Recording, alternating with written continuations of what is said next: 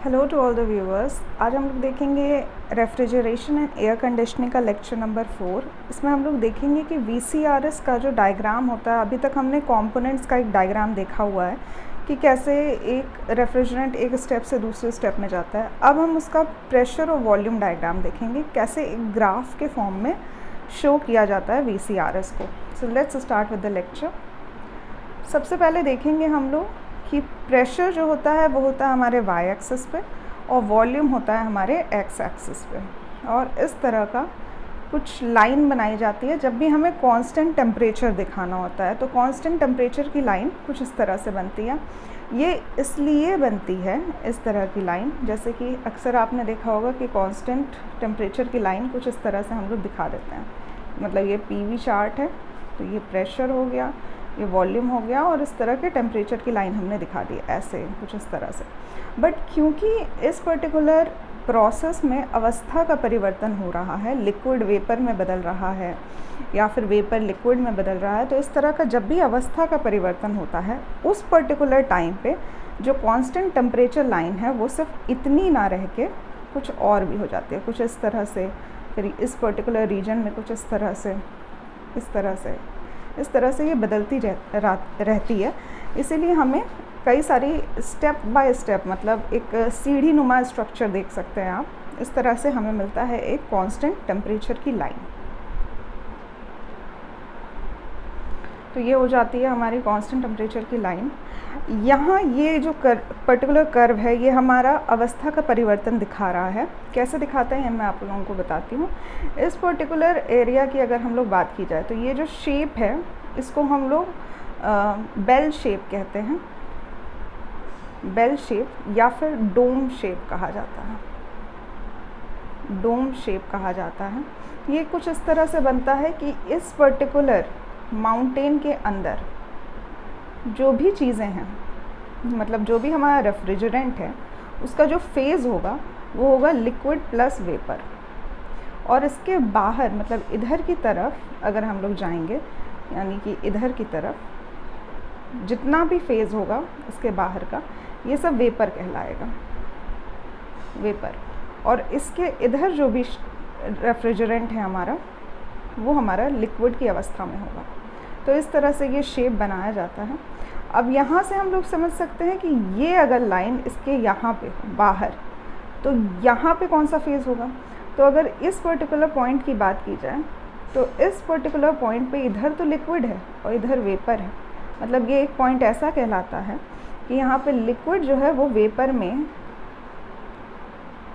With in a seconds change हो सकता है। मतलब काफ़ी कम टाइम में लिक्विड जो है वो वेपर में परिवर्तित हो जाएगा और वेपर जो है वो लिक्विड में परिवर्तित हो जाएगा। ये पर्टिकुलर चीज़ जो है ये आप लोगों ने थर्मोडायनेमिक्स में पढ़ी होगी, जब हम लोगों ने प्रॉपर्टीज़ ऑफ स्टीम डिस्कस किया था। तो वहाँ पे आप लोगों ने ये देखा होगा कि कैसे इस तरह से शेप बनती है और कैसे अवस्था का परिवर्तन होता है।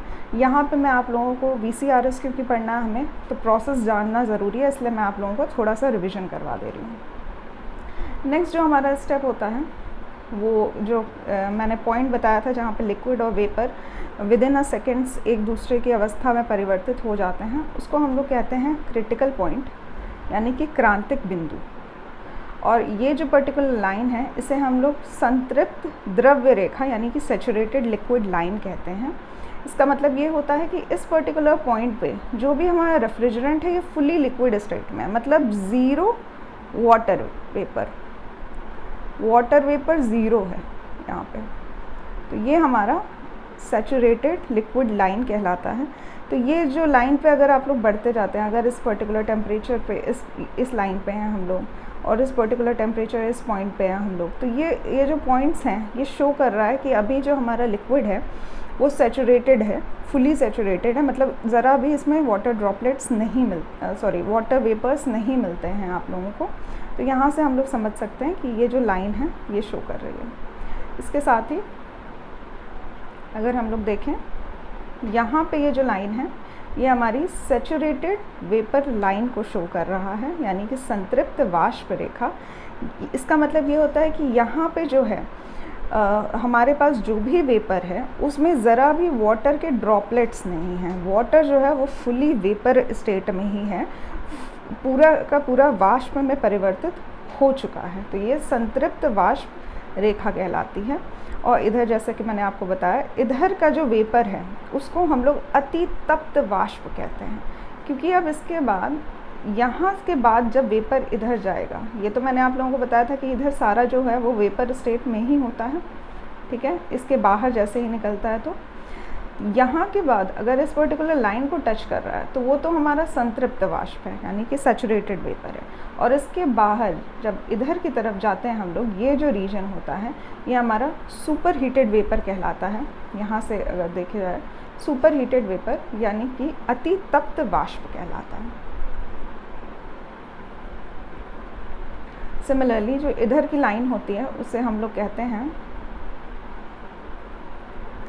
यहाँ पे जो होती है वो सब कूल्ड लिक्विड कहलाती है, यानी कि अवशीषित द्रव्य कहलाती है। और इसके बीच में जो होता है हमारा शेप के अंदर जो भी मिक्सचर होता है वो लिक्विड प्लस वेपर स्टेट में होता है, मतलब द्रव्य और वाष्प का एक मिश्रित अवस्था पाई जाती है, ठीक है। तो ये पर्टिकुलर डायग्राम अगर आपको समझ में आ गया है तो इसी के बेसिस पे हम लोग VCRS बनाते हैं। ये एक रिवीजन था कि जो हम लोगों ने प्रॉपर्टीज़ ऑफ स्टीम थर्मोडायनेमिक्स में पढ़ा हुआ है। तो ये एक यूनिवर्सल डायग्राम है प्रेशर और वॉल्यूम का, जब भी हम लोग अवस्था चेंज की बात करते हैं उस टाइम पे। अब VCRS अगर हम लोग देखें इस पर्टिकुलर डायग्राम में, तो बस एक PV डायग्राम बना लीजिए और ये कर्व बना लीजिए, जो भी ये डोम शेप आया है वो आप बना लीजिए। तो जो हमारा फर्स्ट प्रोसेस है वो है isentropic reversible adiabatic compression in compressor. तो हमें दिखाना है रुद्धोष्म संपीड़न। तो वो हम लोग कैसे दिखाएंगे, यहाँ देखते हैं हम लोग। ये है लाइन जो कि हमारा दिखा रहा है रिवर्सिबल एडियाबैटिक कंप्रेशन। यह है पॉइंट नंबर 1 और यह है पॉइंट नंबर 2। इसके बाद जो है वो है कांस्टेंट प्रेशर हीट रिजेक्शन। तो कांस्टेंट प्रेशर की लाइन तो सीधी जाने वाली है। तो 2 से 3, अच्छा यहाँ पे अभी हम लोग वर्क जो हमने कंप्रेसर को वर्क दिया है वो भी देख लेते हैं। तो ये है W कंप्रेसर। देन 2 से 3 हमारा जो लाइन है वो कांस्टेंट प्रेशर की लाइन है, एक सीधी लाइन जाएगी, प्रेशर कांस्टेंट रहेगा। तो यहाँ पे हमारा 2 से 3 इस तरह से हो जाएगा। और यहाँ पे हमारा हीट जो है वो रिजेक्ट हो रहा है। अगर यहाँ पे आपको प्रोसेस नहीं समझ में आ रहा है कि हीट रिजेक्ट क्यों हो रही है, कहाँ जा रहा है, कैसे क्या हो रहा है, तो इसके लिए आपको VCRS प्रॉपरली पढ़ना होगा। उसके लिए आप लोग लेक्चर नंबर 3 देख सकते हैं। उससे पहले का कारनॉट अगर देखना है तो लेक्चर नंबर 2 भी देख सकते हैं। उसके बाद ही आप लोगों को ये डायग्राम क्लियर होगा। तो 2 से 3 देख सकते हैं हम लोग कि हीट जो है वो रिजेक्ट आउट हो रही है। इसके बाद 3 से लेकर 4 तक एक प्रोसेस आप लोग देखेंगे जो कि डॉटेड लाइन से दिखाया गया। ये लाइन डॉट से इसलिए बनी है, डैश डैश इसलिए बनी है क्योंकि ये एक तरह का इरिवर्सिबल प्रोसेस होता है। तो जब भी हम लोगों को ऐसा लाइन दिखानी है, इस लाइन को छोड़ दीजिए, ये तो कर्व इसलिए बना था ताकि डॉट से इसलिए बना था ताकि इसको डिफरेंस दिखाया जा सके कि ये मेन डायग्राम हमारा नहीं है, ये बस एक कर्व है जिसमें अवस्था का परिवर्तन दिखाया जा रहा है। बट ये मेन डायग्राम में होकर भी डॉटेड लाइन से बनाया गया है। ऐसा इसलिए बिकॉज ये एक इरिवर्सिबल प्रोसेस है, यानी कि इस लाइन को दोबारा मतलब अगर पॉइंट नंबर 3 से पॉइंट नंबर 4 पे पहुंच चुके हैं हम लोग, और अगर हम लोग चाहते हैं 4 से 3 की अवस्था में वापस जाना तो वो इम्पॉसिबल है। तो अवरोधन की प्रक्रिया इसी प्रकार की होती है।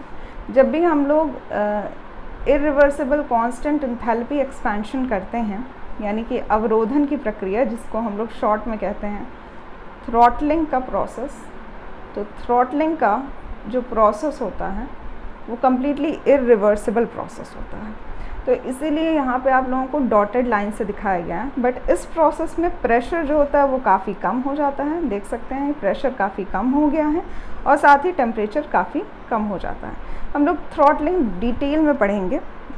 इसके बाद जो वीडियो लेक्चर्स आएंगे, मतलब जब ये PV डायग्राम, TS डायग्राम और उसके बाद एक प्रेशर एंथैल्पी का डायग्राम जब ख़त्म हो जाएगा, उसके बाद हम लोग थ्रॉटलिंग प्रोसेस का वीडियो देखेंगे डिटेल में।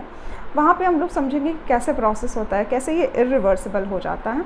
तो अगर आप लोगों को यहाँ समझ नहीं आ रहा है तो बस डायग्राम समझ लीजिए कि डॉटेड लाइन से बनता है और कांस्टेंट एंथैल्पी का प्रोसेस होता है ये। तो इस तरह से ये एक्सपेंशन की प्रक्रिया की जाती है, जिसे हिंदी में हम लोग कहते हैं अवरोधन की प्रक्रिया।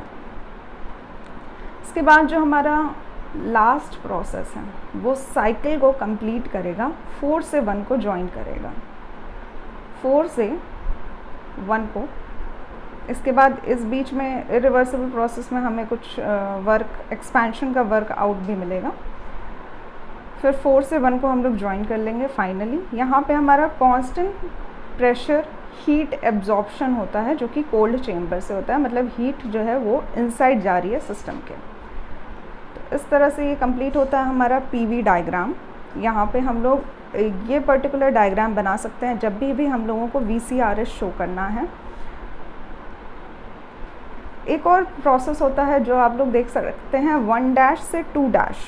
ये अवस्था इसलिए दिखा रही है कि मान लीजिए कि अगर हमारा पॉइंट नंबर 1 पे जो कि हमारा एक संतृप्त अवस्था में सैचुरेटेड स्टेट मिल रहा था, अगर वो सैचुरेटेड स्टेट ना हो और वो कहीं मिक्सचर हो लिक्विड और वेपर का, तो ये 1' होता है। 1' से शो कर रहा है, मतलब हमने कहीं शेप के अंदर से ही स्टार्ट कर दिया, तब हमारा कैसा दिखेगा डायग्राम। तो ये भी आप देख सकते हैं 1' से हम लोग 2 पे गए हैं, जो कि आपका सैचुरेटेड स्टेट है, 2' सॉरी, जो कि आपका सैचुरेटेड स्टेट है। मतलब इस पर्टिकुलर डोम शेप के अंदर से 1' से शुरू कर रहे हैं और सैचुरेटेड अवस्था में जा रहे हैं 2' पे। ये ज़रूरी नहीं है, ये प्रोसेस बस आप लोगों को समझाने के लिए दिखा दिया गया है डायग्राम में, वरना 1 2 3 4 ही काफ़ी है समझने के लिए। 1 2 3 4 बस इतना डायग्राम अगर आपने बना के रखा हुआ है तो वो सफिशिएंट है VCRS को शो करने के लिए। ये डायग्राम भी कभी कभी शो कर दिया जाता है, इसलिए कि ये दिखाने के लिए कि हमने अगर शेप के अंदर से शुरू किया तो किस तरह से हमारा कर्व फॉर्म होगा। ठीक है, तो इस पर्टिकुलर वीडियो लेक्चर में हम लोगों ने जाना कि PV डायग्राम कैसे बनाया जाता है VCRS का। नेक्स्ट हम लोग देखेंगे कि TS डायग्राम कैसे बनाया जाता है। तो thank you for watching the lecture.